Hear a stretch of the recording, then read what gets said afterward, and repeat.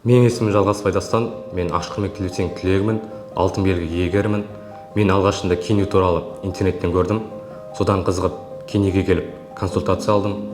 Осы жердегі адамдардан толық ақпарат ала алдым. Менің Киниді таңдау себебім бұл жердегі мүмкіншіліктің көптігі. Тек Қазақстанда оқып қана емес, Германияның жетекші университеттерінде грантта оқып, қос дипломды алып шығу мүмкіндігі менің қызығушылығымды арттырды. Мен ұбт-да физика математика таңдап 123 балл алдым. Бұйырса Киниге түсіп, мехатроника мамандығын алып шықпақшымын.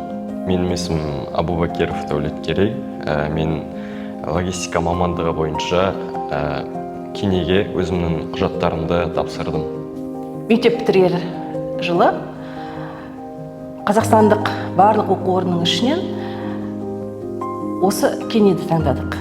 Себебі мұнда қос дипломды бағдарлама, қазақ, орыс, ағылшын, неміс тілін үйрену мүмкіншілігі, болашақта Ақтауда ашылғалы отырған сутегі өндірісі бойынша зауыттың ашылуына байланысты жұмыспен қамтамасыз ету мүмкіншілігі, соның барлығын ескере отырып, осында Ақтауға Алматыдан құжат тапсыруға келдік. Мен өзім Абай атындағы Қазақ ұлттық педагогикалық университетінде жұмыс жасаймын, философия докторымын. Сондықтан баламның болашағы өте маңызды. Ал осы Ақтаудан ашылған Қазақ неміс тұрақты инженерия университетінің жоғары кең мүмкіншіліктері біз үшін өте маңызды болды.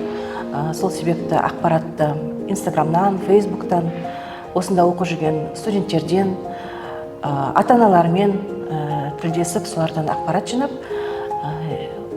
ең соңғы таңдауымыз осы Киниге түсті. Осында логистика мамандығына құжат тапсырдық. Осы университетті бітіргеннен кейін жұмыспен қамтамасыз етілуде, болашағы да ұлымның жарқын болады деп сенеміз. Өте маңызды, дұрыс шешім қабылдадық деп ойлаймыз.